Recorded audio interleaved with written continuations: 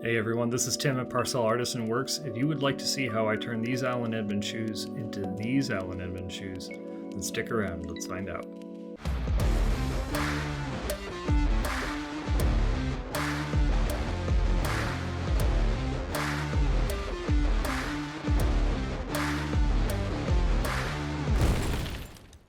Alright, so these are some Allen Edmonds Rutlands that I purchased online secondhand. They're probably a couple decades old. They have been well lived in. They're not in a horrible shape, but there's been a little bit of neglect. You can see how they're on the vamp.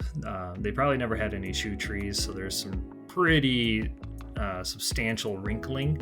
And I'm also not personally a huge fan of this medium brown color. I would like something a little bit darker. And I would like to not only have it a little bit darker, but also have some kind of two-tone contrast finish along the tap toe and on the cap toe and on the broguing. So I'm just kind of looking at it. This is the before of what it looks like. The first thing I'm going to do here is put a shoe tree in and kind of get this stretched out to what it should be. And you can see already that those creases come right out of the vamp. Now there's a couple ways to do this. You could soak it with water, soak the entire shoe in water, and then put a shoe tree in it and let it dry, and it will kind of reset that leather there in the vamp. However, I also need to pull the finish off of this so I can re-dye it. So what my plan here is I'm going to use acetone and a cotton swab. So basically all I'm doing is it's nail polish remover. And I'm going to use this cotton swab and I'm going to scrub that finish off of these shoes. So it's going to take that glossy top coat off. It's also going to remove a little bit of the dye, and it will make it easier for me to go in here and re-dye it with something else afterwards. So I need to go around the entire shoe to do this.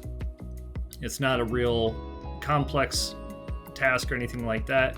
That color there with the acetone soaked into it is actually closer to what I would like these shoes to be. More of a dark brown color. Obviously this acetone is going to dry it, it's going to get a whole lot lighter, but that is reminiscent of my end goal. This here is the shoe once all the acetone has stripped the finish off. You can see it compared to the other one. Considerably lighter. All of the wax and finishing has been pulled off, which is perfect, exactly what I'm looking for. And you can already see that some of the wrinkles have started to come out of the vamp there. This is with the second shoe. Again, you can see the wrinkles have come out of the vamp. I actually pulled the shoe tree out halfway through these to see if it would completely pull the wrinkles out. It didn't. So I actually had to come back in and use way more acetone and really soak them through, which did fix it later. So the color of these shoes originally was actually a mahogany. That was my original intention for trying to darken them. But I wanted something a little bit cooler than that, so I opted to go with the dark brown. Now, having medium brown or mahogany underneath the dark brown, it's going to darken the shoe quite a bit. But you can see here, if you use dark brown without a whole lot of, without a heavy hand rather, you can see that it's not too bad. But if you're heavy-handed with the dye and or conditioner afterwards, you can actually get it that dark. So I want it somewhere in between. And then for the broguing and the cap toe, the burnish at the tip of it, I'm going to use chocolate. I don't want to use black because I don't want that much contrast. It can throw the look off. So I'm just going to go to the next shade darker leather dye that I have, which is chocolate. The first thing I'm going to do is I'm going to test on the heel just with a cotton swab and a little bit of this dark brown dye. So this is Phoebing's Pro Dye. And all I'm going to do is just wet this cotton swab, put a little bit on there, and I'm going to do like, I don't know, 3/4 of an inch or something on this heel counter. So if I were to screw it up, that's not a big deal. I could either take a little bit more acetone and pull this dye off, or with it being here in the back, I might be able to just dye over it or around it and it would hide this. But basically all I'm trying to do is just get like as much as one coat of this dark brown dye would look like, and then let it set and see what it changes the color. And you can see here that it did darken it a few shades. It's really hard to tell if it changed the color of the shoe, so if it's less warm. like less red rather. There's just not enough of it here to tell.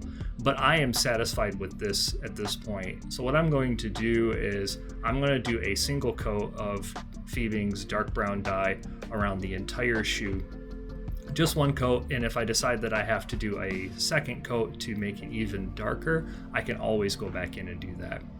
So here I am with the dauber. I keep this dauber folded over, the wire part folded over. It just lives in the jar. I push some of the excess dye off on the inside of the jar, and at this point, all I'm going to do is apply this dye. I'm not super concerned about any light spots or dark spots. I'm just shooting for a relatively even coverage. And the entire point of these shoes is a casual shoe anyways, and I want them to look well lived in. So if there's a little bit of color variation in them at the end, that will not bother me because that actually fits the aesthetic that I'm looking for. So you can see here now I'm just getting the rest of the shoe. And if this is the kind of stuff that you're interested in, this is a good point to say, if you like this, make sure to give it a like or a thumbs up. Consider subscribing. Share this to your friends. This is not something that I normally do, doing shoes. I do all kinds of leather work though. And if you're interested in seeing more of my personal projects, then let me know and I'll continue to do more of these. So you can see as when I move my hand out of the way, you can actually see sections of the upper is already starting to lighten up, especially around the ball of the foot there under my left hand. There's still a couple dark spots, but the splotchiness that I was mentioning is already starting to even out. Okay, so this is the first shoe. It's only had a couple minutes to set. It is still wet. There is still dark spots, but you can already vastly tell the difference, and it pulled out a lot of that red color from the original, like mahogany medium brown. This is with the second one. Now at this point, I'm just going to let them set a few minutes and get ready to do the contrasting two-tone part with the chocolate. So I am going to use Phoebing's Pro Dye in chocolate for this. Again, I'm going to use just a cotton swab. When I did it here, again, I did it on the heel counter in case I screwed it up, but I opted to use the cotton swab for two reasons. One, I wanted to keep the amount of dye I used little. But two, I also wanted to see if it was even practical to try to do the entire shoe with just this cotton swab. And as I did this, I found that it just doesn't hold enough dye. It would work, but I couldn't be bothered to take as much time as I needed to do it. But all I did was apply chocolate dye there to the broguing sections and then use a fresh cotton pad to kind of buff it around a little bit of a circular motion, basically with the idea of trying to buff that dye out in towards the rest of the shoe off of the broguing to give it a little bit of a transition. I don't want like a hard painted line when I do this. Then I realized that the cotton swab isn't going, or the cotton swab isn't going to work. So I went to my wool dauber. First thing I did when I got that dauber is I pushed as much of the dye out of that dauber as I absolutely could, because I did not want it to drip chocolate dye somewhere on that shoe and mess up the finish and make me have to go back with acetone or try to cover it up with other dyes. But you can see here, all I did was I added a decent amount of chocolate dye there along the broguing, mostly towards the outer edge of it, and then I used that cotton swab to try to blend it out into the rest of the shoe. And again, like, we still have to add leather conditioner and polish to this, so a lot of this is going to even out as I continue on. So if there's a spot that has a little bit of a harsh line or a little bit of an extra blended line, it won't matter at the end. And I'm using those little pools of dye. That's what I'm trying to get, is have just a little bit sit there. You can really tell it here where the dye is still sitting on the surface, and then I snag it with that cotton swab and use that to blend it out into the rest of the shoe.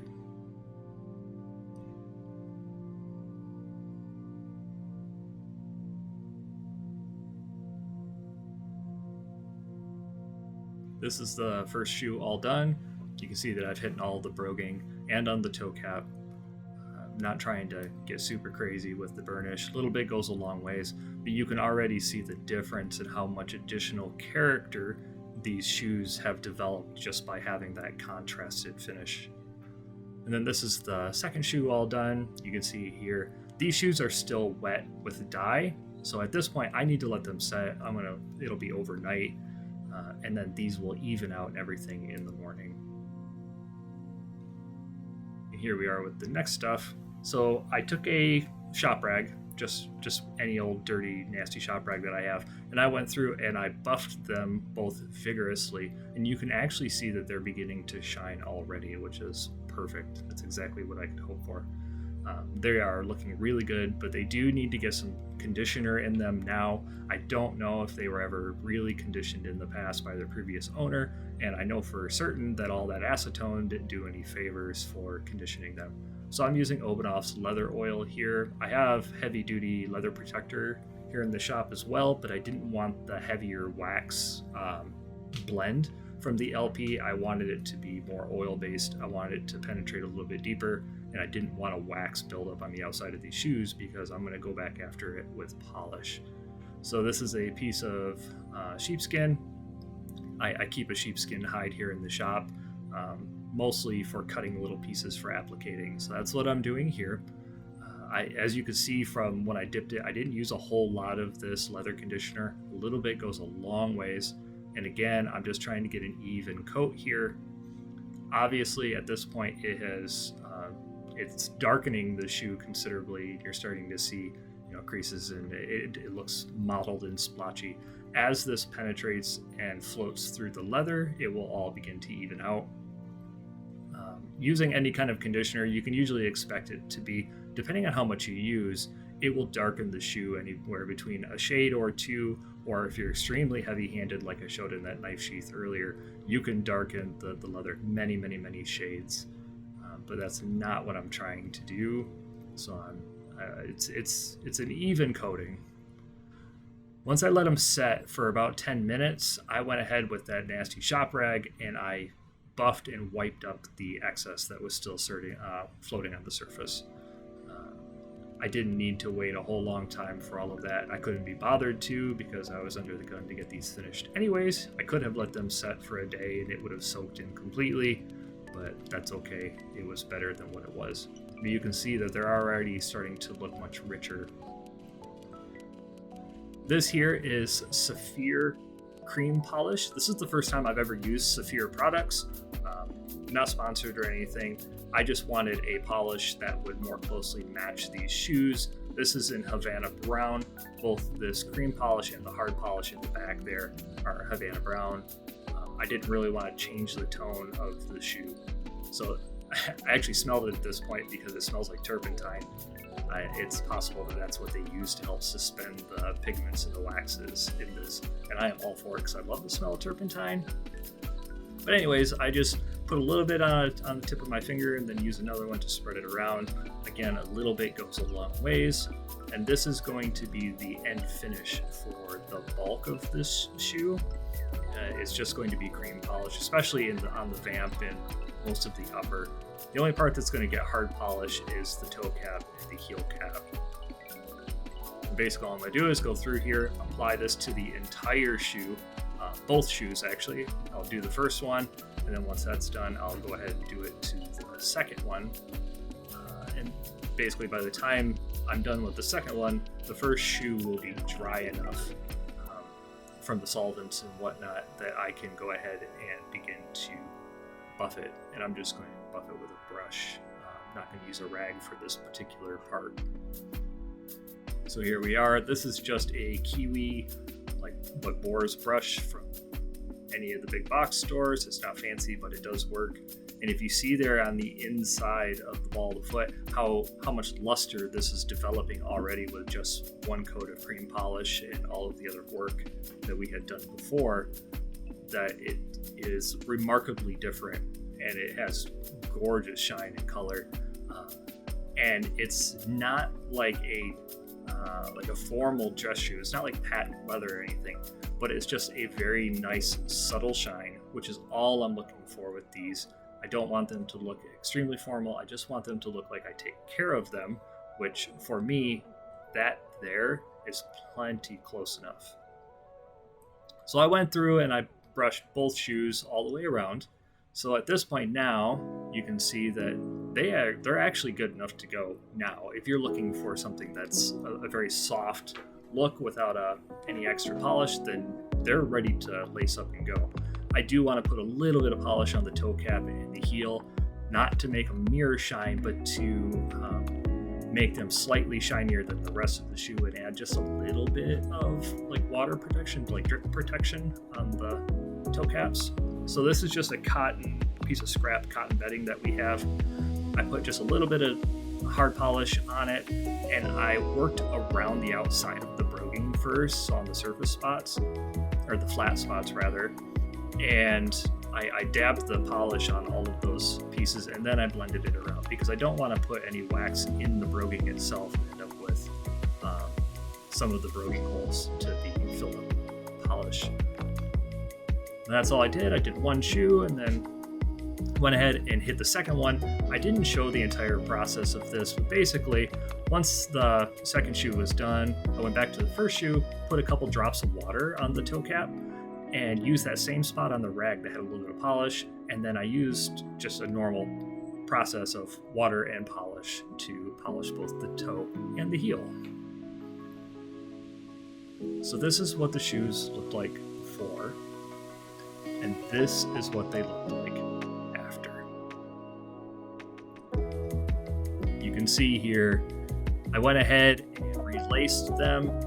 Everything is much darker. You can see that the leather conditioner has made the contrast difference between the dark brown and the chocolate. It has brought them in closer together.